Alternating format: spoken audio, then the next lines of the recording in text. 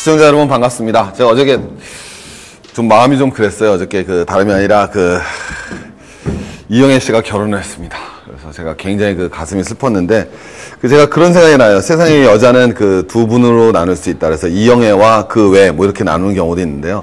제가 예전에 어렸을 때 기억이 납니다. 이영애 씨 딱 광고가 나왔는데 이영애 씨가 이제 뭐 회사 소주 광고였어요. 그래서 그 광고 딱 보면은 이영애 씨가 소주 한잔 해요? 라고 물어보더라고요. 그래서 네! 라고 바로 대답을 했습니다. 그래서 여러분, 여러분, 이영애 씨가 또 어저께 여러분 결혼하시니까 제가 너무 속이 상해갖고, 우리 친구들하고 모여갖고 소주를 한잔 했어요. 그래서, 왜 우리를 버리고 떠나갔을까라는 아픔을 갖다 씹었습니다. 자, 이걸 갖다 경제학적 용어로 뭐라 표현할까요? 자, 이영애 씨는 여러분 경제활동에 참여한 한 주체란 말입니다. 근데 이영애 씨는 절대 우리한테 소주 먹으라고 강요한 적이 없죠. 그럼에도 불구하고 우리는 여러분 소주를 먹게 됐습니다. 자, 이런 걸 뭐라 그러냐면요. 경제활동에 참여한 한 주체에 의도하지 않은 행위로 인하여 다른 경제 주체가 손해 또는 이득을 보는 것을 갖다 우리가 뭐라 그런다? 바로 외부 효과라고 얘기를 합니다. 자, 다시 한번. 외부 효과는 뭐냐면요. 경제활동에 참여한 한 주체가 어떤 경제적 행위를 했는데 그 행위로 인하여 다른 경제 주체가 손해 또는 이득을 보는 행위를 외부 효과라고 그래요. 그래서 이거는 좋은 것, 이득을 보게 되면 뭐라고 표현하느냐? 외부 경제라고 하고요. 그 다음에 손해를 보게 되면 뭐라고 표현한다? 외부 불경제라고 얘기합니다. 근데 이제 외부 경제는 뭐가 되냐면 좋은 겁니다.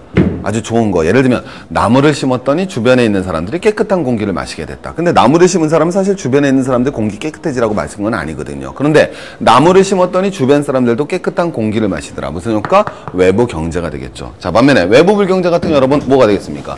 자, 이런 거죠, 여러분. 이 사람은 여기 이제 과일 들어가 있던 건데 우리 앞에 계신 분이 아주 그냥 끝까지 다 자르가 봅니다. 저 하나 안 주시고. 자, 여러분 이거 만드는데 여러분 뭐가 돼야 됐습니까? 자, 일회용 여러분 컵 만들었잖아요. 그럼 이걸 갖다 여러분 이분은 절대 이거 환경 파괴하려고 만든 게 아니죠. 근데 만들고 났더니 여러분 뭐가 되겠습니까? 쓰레기 매립하고 처리하는 비용이 발생하죠. 이건 뭐가 돼야 됐습니까? 외부 불경제죠. 근데 이 외부 불경제 중에서도 여러분 우리 아주 쉽게 생각하면 됩니다. 자, 나는요 우리 자동차 만들려고 공장 만들었고요. 석유화학 정지하려고 공장 만들었고요. 그 다음에 또 제철소 만들려고 공장을 만들었더니 거기서 이산화탄소가 왕창 배출되겠어요. 그랬더니 지구가 더워지면서 해수면이 상승하면서 몰디비에 살던 주민들이 생활의 터전을 잃어버립니다. 자, 이것도 뭐가 되겠어요? 외부 불경제죠. 자, 우리 오늘은요 대표적인 외부 불경제의 대단한 현상 바로 지구온난화를 여러분 한번 추적해 보겠습니다. 자, 그래서 우리 한번 기후양몽. 자, 여러분 제목을 한번 붙여봤습니다. 그저 악몽인가? 우리 지구온난화와 경제 문제 한번 살펴보는 시간을 갖도록 하죠. 자, 한번 출발해 보겠습니다. 자, 북극항로가 뚫렸습니다.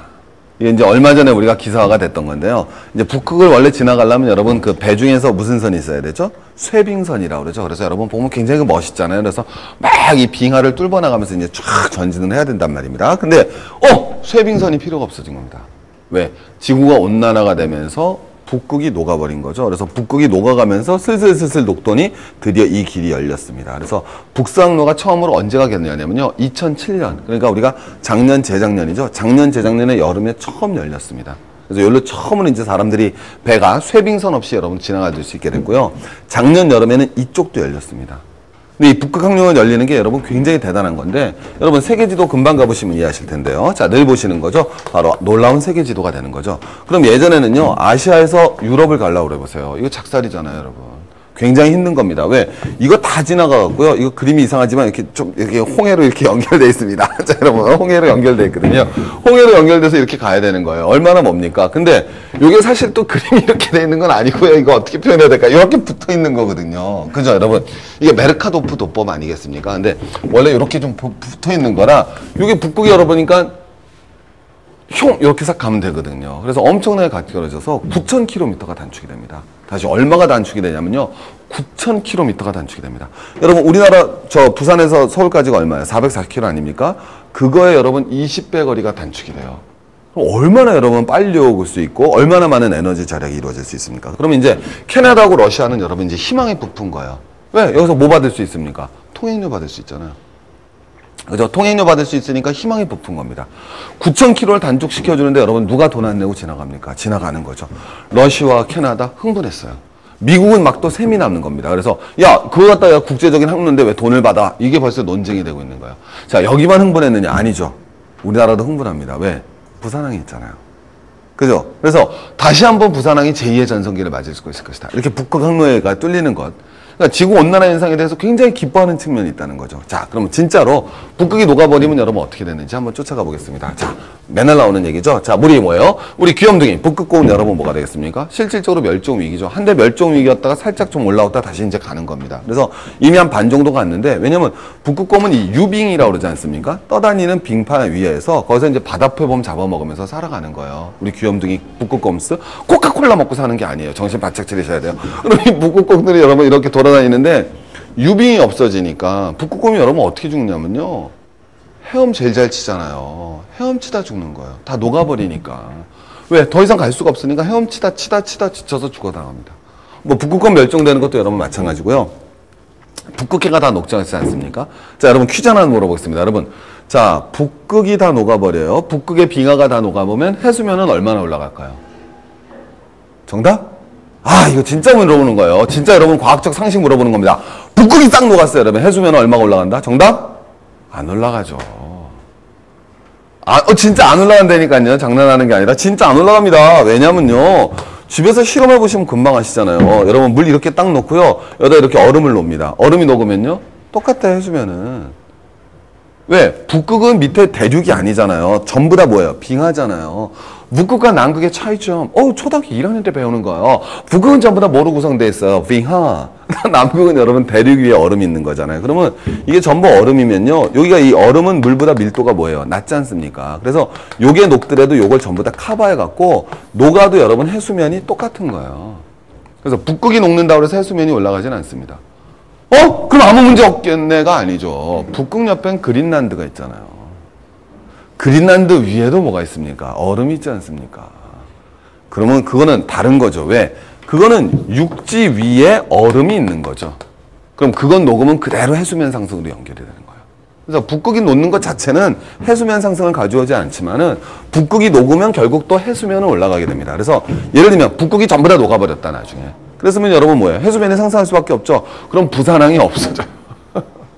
부산항이 여러분 뭐가 되겠어요? 세륙의 대기 기지가 되기보다 여러분 뭐가 되어야 됐습니까? 낙동강 하구에서 여러분 뭐가 되겠습니까? 1m가 올라오게 되면 김해국제공항까지 여러분 장기로 우려가 있다. 그러니까 여러분 제가 뭐 그런 뜻이 말씀드리는 게 아니라 여기가 이제 항구의 역할을 갖다 못하게 된다. 즉 제가 역설적으로 말씀드리는 건 북극 항로가 열리면서 부산항이 무역항의 중심지로 다시 발돋움될 수도 있지만 그러다 북극이 다 녹아버리면 아예 무역항이 없어질 우려도 있는 것이다. 이게 기후온난화가 가진 양면성이겠죠. 자, 한번 가보겠습니다. 그래서 이 북극 항로가 뚫리게 되면 이제 기본적으로 우리가 다 아시겠지만요. 기본적으로 왜 북극이라는 건 예를 들면 태양빛을 갖다 뭐예요? 반사하는 거 아닙니까? 그래서 빙하는 여러분 빛의 90%를 반사합니다. 근데 이 빙하가 없어지고 여러분 바닷물이 되면 거꾸로 90%가 흡수가 돼요. 금방 이해 가시죠? 지구온난화가 되는데 왜 북쪽에는 빙하기가 닥치느냐 이런 얘기 많이 하잖아요. 그 이유가 이제 간단한 게 여기에 이제 해류가 도는 거거든요. 근데 이제 해류가 도는 것은 여러분 이제 쉽게 얘기하면 남반구에서 이렇게 뜨거워진 이제 해류가 돌아가는 것은 어디 그린란드까지 가는 겁니다. 그린란드까지 가게 되면 여기 이제 뭐예요? 빙하가 있으니까 춥잖아요. 그럼 이게 뭐가 되겠습니까? 해류가 차가워지죠. 밀도가 높아지면 무거워지니까 어디가 되겠습니까? 아래로 가라앉는 거거든요. 그래서 아래로 가라앉으면서 다시 돌아 나오는 거거든요. 이렇게. 그래서 대류가 이렇게 해류가 되는 거거든요. 근데 여기 빙하가 다 녹아서 여러분 뭐가 되겠습니까? 차가운 게 없잖아요. 그러면은 이게 돌지가 않죠. 그러면 따뜻한 해류가 어디? 북쪽으로 올라오질 않는 거예요. 그래서 북쪽에 빙하기가 닥친다는 겁니다. 아주 쉽겠죠? 오케이? 그래서 갑자기 빙하기가 올 수도 있다. 그래서 우리가 이제 과학자들이 이제 주목하는 게 이제 그 빙하기 때 맘모스가 멸종하지 않습니까? 근데 맘모스의 위를 딱 절개했는데 그 안에 풀이 있는 거예요. 싱싱한 풀이. 그 얘기는 뭐냐면은 맘모스가 풀 먹다가 빙하기를 맞았다는 거죠. 그건 뭐가 되느냐? 풀을 뜯어먹고 있는데 갑자기 빙하기가 닥쳤다. 그러니까 빙하기의 속도가 엄청나게 빠른 속도로 다가왔다는 거죠. 그래서 왜 투마루 영화 보면 왜 얼음이 이제 쫙 쫓아오잖아요. 그래서 주인공하고 도망가는데, 오케이? 그런 장면이 나올 수 있는 것이다. 라고 이제 얘기를 하는 겁니다. 자, 어쨌든, 이제 이런 정도로 여러분 우리가 이 지구온난화 문제의 기본적인 문제는 만만치가 않죠. 근데 사실은 지구온난화를 갖다 바라보는 입장은 크게 두 가지로 바라볼 수 있겠죠. 하나, 지구온난화 그거 뭐 우리 인간하고는 상관없는 행동이다. 뭐 그냥 역사적으로 순환하는 거에 하나에 불과하다. 뭐 이런 관점이 있겠는데, 가장 대표적인 친구로 우리 알래스카 주지사고요. 한때 미국의 부통령으로 나왔던 분이시죠. 사라 페일리언이라는 분인데, 이분은 이제 뭐라고 얘기했냐면은, 말이 재밌습니다. 나는 지구온난화가 인간에 의한 것이라는 사실에 대해 동의하지 않는다. 그래서 여러분, 지구온난화는 인간하고는 아무런 무관하가 나다는 얘기죠. 또 뭐라고 얘기하냐면 북극곰을 멸종 위기종으로 지정하는 것은 석유와 가스 탐사와 같은 개발을 연기시키는 결과를 가져오기에 반대한다. 많이 듣던 얘기 같습니다. 그래서 굉장히 저분이 좀 굉장히 무서운 얘기도 많이 하시는 것 같아요. 그래서 알래스카 천연가스 파이프라인 건설은 뭐 신의 뜻이다. 저도 뭐 개발하지 말자라는 건 아닌데, 이분은 이제 기본적으로 뭐다?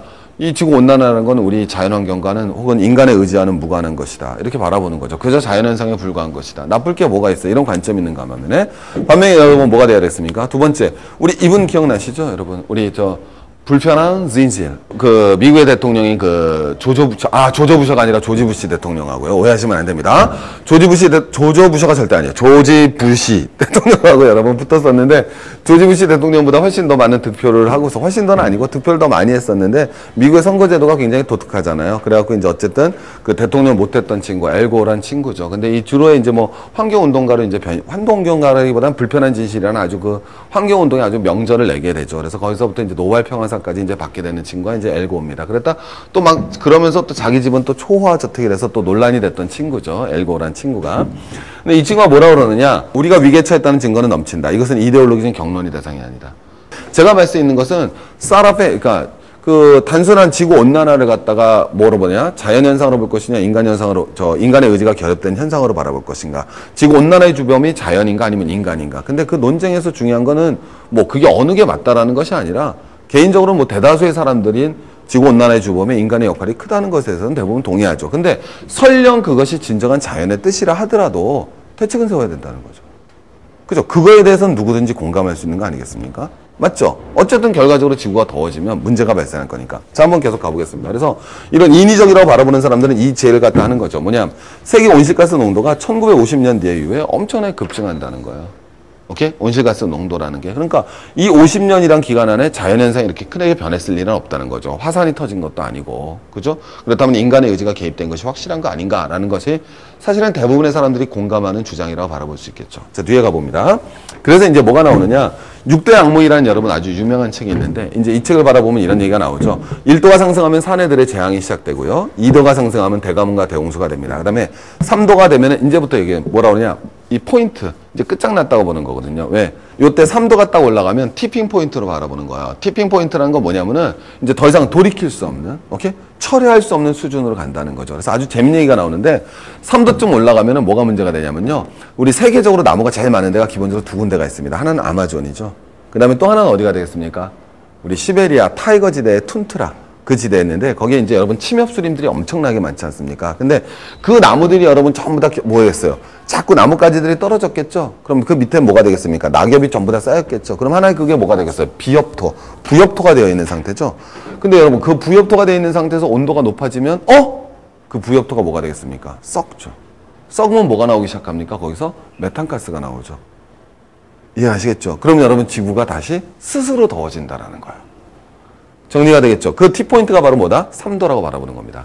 그래서 4도가 높아지게 되면 남극 빙하가 드디어 붕괴되기 시작하고, 5도가 상승되면 이제 만인에 대한 만인의 투쟁, 원시 자연 상태로 돌아가서 6도가 되면 멸종한다. 뭐 이런 얘기가 나오는데, 이걸 뭐 다 받아들이자는 얘기가 아니라, 우리가 생각하는 것처럼 지구가 온난화되면 분명히 좋아진 점도 있지만, 그러나 그거보다는 분명히 실이 더 큰 것이고, 그 실은 엄청난 규모로 다가올 거라는 것에 대해서 대부분에 동의하고 있고, 그것이 멀지 않은 미래에 올 수 있는 가능성이 있다는 거죠. 그럼 우리가 항상 보험을 왜 듭니까?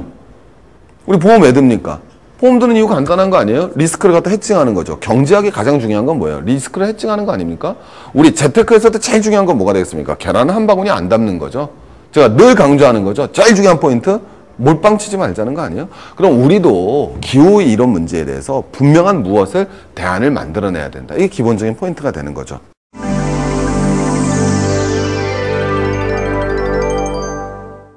자, 여러분, 이 환경 문제가 기본적으로 외부 불경제거든요. 근데 이 외부 불경제는 사실 굉장히 재밌는 게, 외부 불경제라는 거는 어떤 경제 활동의 주체에 의도하지 않은 행동이라 인하여 다른 경제 주체가 손해를 보는 현상이죠. 근데 그 어떤 경제 주체는 주로 사회적 강자가 되기가 아주 쉽습니다.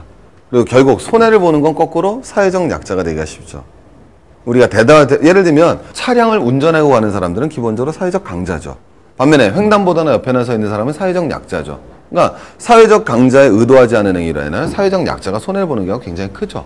근데 특히 지구온난화도 그런 거거든요. 가장 대표적인 게 우리 더워지잖아요. 저 별일 없어요. 농담이 아니라 실내에서 맨날 여러분 수업하는 사람이 무슨 올해 뭐 땡볕더위 뭐 오더라도 사실 전 잘 모르고 지냅니다. 실내에서 여러분 수업하고 있으니까요. 근데 그 실내 안에 차가운 공기를 만들기 위해서는 에어컨디셔너가 돌아가야 되죠. 그럼 에어컨디셔너에서 여러분 바깥으로 뭐가 나옵니까? 실외기로 뜨거운 공기가 나오죠. 밖에 있는 사람은 더 더운 거예요. 밖에서 일하는 사람들은 주로 누가 돼야 되겠습니까? 사회적 약자일 확률이 높은 거죠. 그러니까 이 안에서도 실제로는 외부 불경제라는 것이 사회적 불균형을 갖다가 여러분 더 강화시키는 결로 나갈 확률이 굉장히 높습니다. 그리고 환경 문제도 마찬가지인 게 사실 이걸 갖다 표현을 뭐라 하냐면 글로벌 임밸런스. 그래서 국제적으로 여러분 뭐가 돼야 되겠어요? 불균형이 되는 경우가 많죠. 사실 지구 온난화가 인간의 인위적인 노력에 인간의 인위적인 행동에서 이루어졌다면 뭐 당연하겠지만 거기에 일차적인 책임은 서구가 져야 되는 것은 뭐 말할 것도 없는 거죠. 당연한 거 아니겠습니까? 예를 들면 미국인 한 명은 중국인의 11배 에너지를 소비합니다. 굉장한 고에너지 소비가 되는 거죠. 그 다음에 전 세계 53%는 반면에 하루 $2 미만으로 생활하죠. 그래서 이게 에너지 지도라고 그러거든요. 그래서 미국이 전 세계 인구의 5%가 안 되는데 에너지는 여러분 30%를 사용합니다. 유럽이 한 27% 사용하고요. 러시아가 한 13% 사용합니다. 그 다음에 일본은 3.7%죠. 그래서 요 색깔로 친 거는 전형적인 에너지 고소비 국가들이죠. 뭐 말할 것도 없이 선진국이 되는 거고요. 이들 국가들은 에너지 무슨국? 저소비국이죠. 아프리카 3.8%. 여러분 2.6%? 어우 귀여워요. 온통 귀엽죠. 그래서 이건 전형적인 이제 에너지 소비, 비소비국. 그래서 임밸런스가 이루어지는 거죠. 그래서 이게 사실은 또 그 중에서도 유럽보다도 미국이 훨씬 더 에너지 고소비죠. 미국 가보시면 알겠지만 대표적으로 자동차가 크지 않습니까? 큰 저택, 그 다음에 큰 냉장고. 그게 아주 대별되는 거죠. 월마트. 우리도 이제 그 시스템을 받아들였지만 월마트가 우리나라 같은 이마트인데 우리나라 이마트는 도심 안에 있지만 미국의 월마트는 철저하게 도심 바깥에 있거든요. 그래서 미국 도시에 살면 차 없이는 생활이 불가능하다고 그러지 않습니까? 근데 차도 굉장히 큰 차죠. 왜냐면 에너지 가격이 굉장히 싸게 하니까. 그래서 그 차를 모고 월마트까지 가는 거죠. 거기서 여러분 장을 보는데 어떻게 봅니까? 보름차 한 달치 장을 다 보죠. 그리고 그걸 갖다 그대로 갖고 와서 냉장고에 넣어야 되니까 냉장고가 커지는 겁니다. 그죠? 커다란 차에 커다란 냉장고에 커다란 수영장.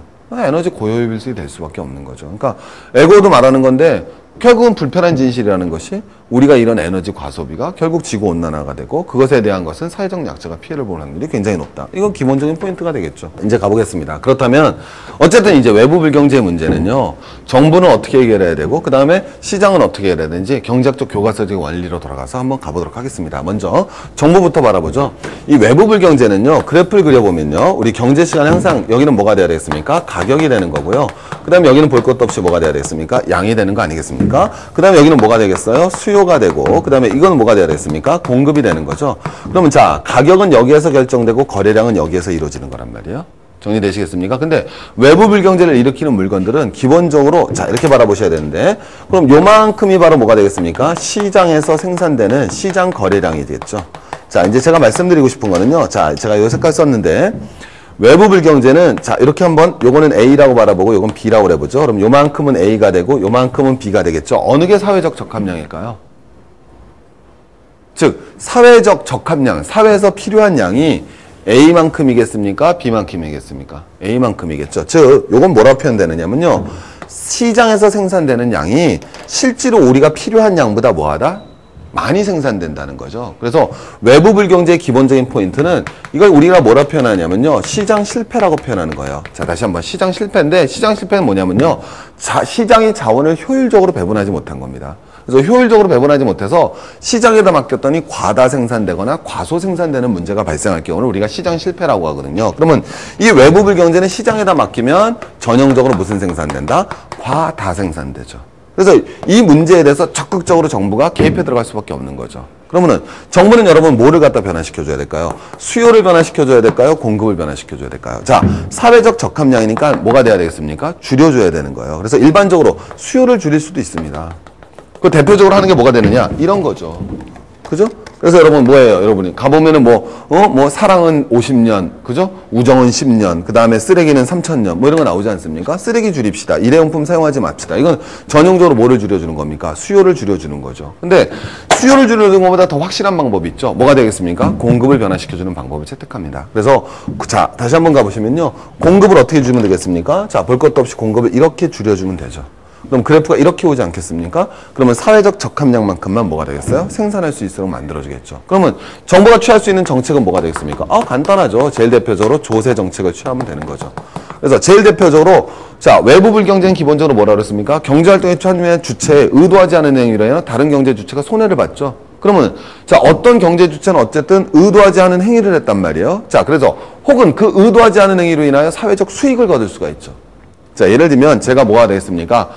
자동차를 만들었어요. 전 자동차 만들어서 돈 벌려고 그랬는데 자동차 만들었더니 배기가스가 발생해서 이산화탄소량이 늘어나지 않습니까? 그러면 자동차를 만들어서 돈 번 사람이 있죠. 그 사람을 뭐라고 그러겠습니까? 돈 번 사람을 바로 수익자라고 그러죠. 그 수익자에게 부담을 갖다가 늘려나가는 수익자 부담 원칙을 세울 수 있겠죠. 정리되시겠습니까? 그래서 정부가 적극적으로 조세 부담의 원칙에 따라서 수익자 부담 원칙을 발생시켜야 되는 거야. 근데 여기서 이제 재밌는 건 뭐가 문제가 되느냐? 가장 대표적으로 황사 같은 거거든요. 미쳐버리는 거죠. 왜? 황사를 발생시킨 건 어딥니까? 중국 아닙니까? 수만 년 전 동안 우리 황사가 와서 한반도가 비옥해진 측면이 있거든요. 그럼 중국이 야, 그 한반도 비옥해졌으니까 또 돈 물어내라. 이러면 또 문제가 발생하는데 어쨌든 제가 말씀드린 건 환경 문제는 결국 뭐다? 일국적 문제가 아니라는 거죠. 그래서 일국적 문제가 아니기 때문에 반드시 뭐가 돼야 된다? 이것이 일국적 정부의 규제가 아니라 국제적 기준이 들어가는 거예요. 그래서 환경 문제를 해결할 때는 국제정부의 출연. 그러니까 이거 환경 문제를 통과할 수 있는 국제정부가 가장 여러분 뭐한다? 필요한 거죠. 그래서 지구온난화를 갖다 막기 위한 가장 전형적인 대책으로서 우리 도쿄오정서를 들 수 있죠. 도쿄협약을 들 수가 있는 겁니다. 그래서 도쿄협약이라는 게 여러분 1997년에 맺어졌는데 1997년 전에 합의가 됐는데 그때는 미국이 처음에 참여했다가 미국이 조지 부시 정권 들어오면서 거기서 탈퇴하죠. 그래서 실제로는 발효가 안 됐던 겁니다. 그래서 언제? 2005년이 돼서야 이제 8년이나 걸렸거든요. 그때 발효가 되는 거예요. 근데 그 당시만 하더라도 우리나라 같은 경우는 뭐 돼요? 면제국이었습니다. 왜? 개발도상국이라 그래서. 근데 앞으로 더 중요한 거는 도쿄오정서를 뛰어넘는 포스트 도쿄오정서가 준비되고 있거든요. 그때는 우리가 빠져나갈 방법이 없는 겁니다. 그때 우리도 참여해야 되는데 도쿄오정서가 어느 정도 수준이었냐면은 이산화탄소 배출량을 어떻게 규제했냐면요. 1990년 수준에서 5%를 감축하자는 거야. 다시 언제? 1990년 수준에서 5%. 근데 여러분 지금 몇 년입니까? 2009년이죠? 우리나라는 여러분 엄청나게 빠른 속도로 경제가 성장을 했고요. 엄청나게 빠른 속도로 이산화 배출량이 늘어났습니다. 우리 1990년 수준으로 돌아가는 것만 해도 반 이하로 감축해야 돼요. 그러니까 한국 정부가 앞으로 맞이해야 될 난관이라는 게 만만치가 않은 거라고요. 그게 우리 경제 발전에 커다란 여러분 발목을 잡을 수가 있습니다. 그래서 괜히 이코노미, 그린 경제 이게 나오는 게 괜히 나오는 이유는 아닌 거예요. 어쨌든 우리도 여러분 국제적인 차원에서 정리되시겠죠? 그래서 이게 첫 번째 정부에서 해나가는 포인트입니다. 두 번째, 이런 것도 마찬가지죠. 환경 문제도 여러분 시장을 이용해서 해결하는 방안들도 적극적으로 모색되고 있습니다. 자, 여러분 제가 한번 그려볼까요? 자, 그래프가 있는데요. 자, 예를 들면 가격이고 거래량 아니겠습니까? 자, 이건 뭐가 되느냐? 수요죠. 근데 이건 공급입니다. 자, 수요보다 공급이 뭐가 되겠어요? 양이니까 항상 무한재와 많은 재화가 있겠죠. 다시 한번 수요보다 공급이 항상 많아요. 그래서 둘이 만나지 않았으니까 가격을 갖지 않죠. 이걸 무슨 재라고 그런다? 자유재라고 그러거든요. 그래서 이런 자유재의 기본적인 특징은 기회비용이 없는 재화예요. 우리 공기 같은 거죠. 그죠? 기회비용이라는 건 어떤 걸 하나를 선택함으로써 포기되는 거 아니겠습니까? 공기는 기회비용이 없죠. 내가 이 공기를 마심으로써 포기되어지는 공기 중 가장 비싼 공기 없지 않습니까? 그래서 우린 이런 걸 무슨 재라고 그런다? 자유재라고 그럽니다. 근데 자유재가 영원한 자유재는 아닌 거거든요. 그럼 여러분 뭐가 돼야 되겠습니까? 예를 들면요. 수요가 이렇게 늘어납니다. 그럼 뭐가 되겠어요? 가격을 가져나가겠죠. 가장 대표적으로 여러분 뭐냐면 애기부들이라든가 또 불의옥잠과 같은 수상 정화식물을 들 수 있습니다. 그래서 불의옥잠이나 애기부들 같은 거 보시면 어떻게 생겼냐면요. 이게 수면에 있으면 이렇게 수면 위에 이렇게 떠 있거든요. 클로버 같이 좀 생겼어요. 근데 밑에 뿌리는 이건 좀 뻥이네요. 제가 요만합니다, 여러분. 이만하지까지는 않고요. 약간 뻥이고요. 이런데 이게 다 털가지, 아주 잔털이 있어갖고 오염된 물을 흘려보내면 이렇게 쫙 빨아서 흡착해갖고 물을 깨끗이 하는 겁니다. 주로 석유화학회사에서 굉장히 많이 쓰는 거거든요. 근데 이거 옛날엔 가격 없었잖아요. 근데 지금은 가격을 갖거든요. 왜? 수요가 증가해버린 거죠. 그러면 이제 경제재로 변화되는 겁니다. 근데 이런 일만 있는 게 아니라 또 마찬가지로 뭐가 되겠습니까? 수요하고 공급이 있으면 공급을 줄여도 뭐가 돼야 되겠습니까? 무슨 재로? 경제재로 변화되죠. 제일 대표적으로 식수가 있죠. 깨끗한 식수.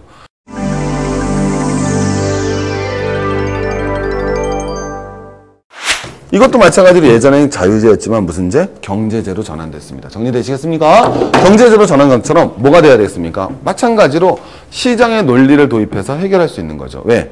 예전엔 마음껏 뭐예요? 이산화탄소를 배출할 수 있지 않았습니까? 근데 이제는 이산화탄소 배출할 수 있는 권리를 갖다가 규제하는 겁니다. 그럼 여러분 자연스럽게 여러분 뭐가 되겠어요? 이산화탄소 배출하는 권리가 하나의 공급권이 되죠. 그럼 공급이 뭐가 되겠어요? 확 줄어드는 거죠. 그러면 뭐가 형성되겠습니까? 이산화탄소 배출권 시장이 여러분 형성되는 거죠. 그러면 이제 이런 경우 같은 경우는 시장의 논리를 도입해서 환경 문제를 자연스럽게 해결하는 방법이 될 수가 있겠죠. 그러면 이산화탄소 배출권이 이루어지게 되면은 이것도 마찬가지인데 하여튼 이 자본주의는 혁신하고 기술에 앞서가는 사람이 승리하는 거니까 똑같은 자동차 공간이라도 A 자동차 공장, B 자동차 공장이 있으면 둘 다 이산화탄소 배출권이 있는 거죠. 100만 톤, 100만 톤. 그걸 갖다 여러분 주어지는 겁니다. 그럼 이제 이산화탄소 배출권이 하나의 권리죠. 근데 나는 기술 혁신을 했어요. 그래서 자동차를 100만 대 만들더라도 이산화탄소 100톤을 배출하지 않습니다. 예를 들면. 그럼 여러분 70톤만 배출했어요. 그럼 나는 뭐 하죠? 30톤을 팔 수 있는 권리가 생기죠. 자, 반면에 이 B회사는요, 아직까지 그런 기술이 없습니다. 그래서 자동차 100만 대 만들면서 이산화탄소를 130만 톤 여러 번 배출한 거예요. 그럼 얘네들은 뭐가 되겠습니까? 100만 톤까지 못하게 되니까 배출권을 사와야겠죠. 그럼 여러분 뭐가 돼요? 거기서 자연스럽게 수요와 공급의 원리가 되면서 시장에 의해서 환경 문제가 조절될 수가 있겠죠. 그래서 방법은 기본적으로 환경 문제도 또 시장을 도입해서 시장의 원리에 의해서 해결해 나갈 수도 있는 겁니다. 그래서 정부의 규제, 그 정부는 세계적인 정부 혹은 일국 정부든 세계적인 차원에서의 정부의 규제가 통해서 환경 문제에 접근해 들어가고 또 시장의 논리가 적극적으로 도입해 들어간다면 또 여러분 더 중요한 건 우리 개개인의 의식부터도 여러분 이루어져야겠죠. 왜?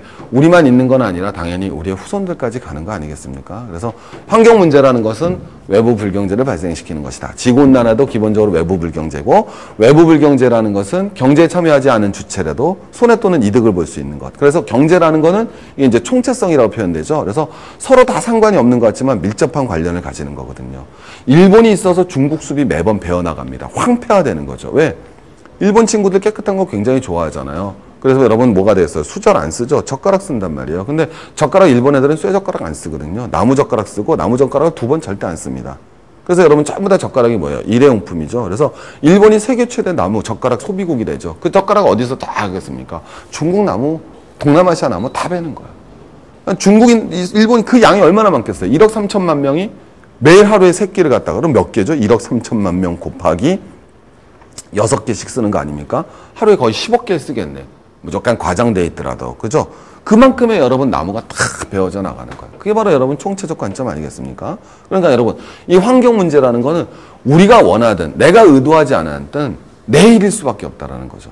그게 어떤 사람이 나한테 가져왔더라도. 그러면 그런 문제 해결에 대해서 우리가 사회적 통합적 차원을 모아나가고 세계적인 차원에서 합의해 나가고 그랬을 때만이 경제적인 차원에 접근해서 해결해 나갈 수 있지 않는가. 그래서 오늘은요 한번 우리 세계적으로 이슈가 되고 있는 환경 문제와 경제 문제가 어떻게 연관되어 있는지 한번 살펴보았습니다.